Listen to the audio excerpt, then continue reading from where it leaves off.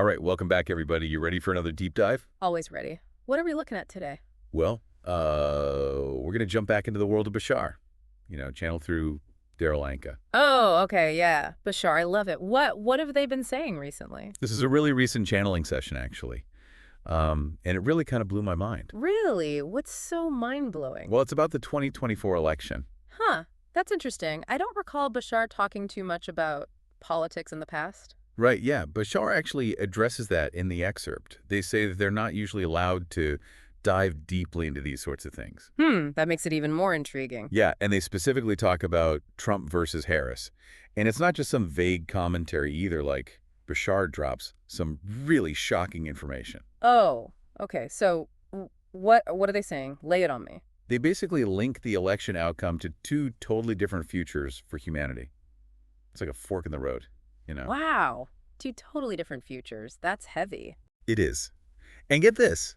Bashar even asked the person who asked the question if they were willing to take responsibility for the information being shared. It was almost like a warning. Wow, a warning. Like they knew this information was going to be intense. Right. It's definitely intense. It really makes you think about the weight of these predictions. So what are these two different potential futures Bashar lays out? Well, it's pretty wild. If Harris wins, Bashar predicts open contact. Open contact. Hold on. For our listeners who might not be super familiar with Bashar, could you maybe elaborate on what that means? Sure, yeah. So for those who follow Bashar, open contact refers to, well, alien open contact. Right, alien contact. And they even mention this happening within the next 5 years. Yeah. Which, for longtime Bashar fans, is a pretty significant time frame. 5 years? Yeah, that's pretty soon. I wonder what that would look like. I know, right? I'm not going to speculate too much. I mean, we could sit here and talk about that for the rest of the episode. We could, yeah. We could. But we've got more to unpack. Yeah. Okay, so on the other hand, if Trump wins, Bashar predicts the termination of the United States. Whoa. Wait, did they really say termination, like the end of the U.S.? Yep. They even went on to say that this would likely lead to World War III. Wow. So that's the fork in the road Bashar's talking about. Open contact with extraterrestrials versus the end of the United States and World War III. I know, it's a lot to take in. Yeah. It really does make you think about this election as a cosmic crossroads. It does. It's like we're all standing at this pivotal moment in history, and the choice we make will determine the fate of humanity. That's a great way to put it, a pivotal moment.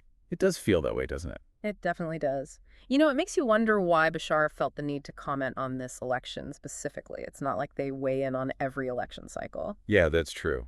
I've never heard them talk about an election like this before. Do you think it's because of the potential global impact of this election's outcome? I think that's part of it, for sure. Or maybe it's because Bashar sees this election as some kind of turning point in human consciousness. They talk a lot about humanity evolving and shifting into higher states of being.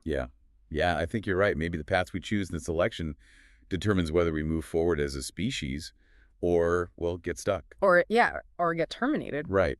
It's interesting. Like, on one hand, we have the possibility of embracing the unknown and connecting with other intelligences in the cosmos. And on the other hand, we risk falling back into old patterns of fear and conflict, potentially leading to destruction. I don't know about you, but the whole idea of aliens landing on the White House lawn is kind of hilarious to me. Yeah, it's a pretty wild image, but I guess we can't really know what that open contact would actually look like, right? Exactly. I mean, what does Bashar really mean by open contact? A public landing, increased UFO sightings, telepathic communication. Who knows? And what about the termination of the United States? Does that mean the country literally disappears? Or is it more symbolic, like the collapse of a system to make way for something new? So many questions. And then, what role does World War III play in all of this? It's almost like Bashar is giving us these huge, dramatic pronouncements, but leaving out the details on purpose. It's true. They don't really give us many specifics. It's all very open to interpretation. Right. Which I think is the point, don't you think?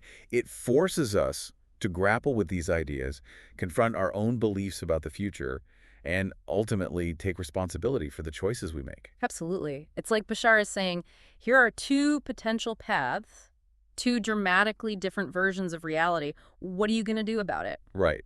It really brings it back to personal responsibility. Yeah. What are we going to do with this information?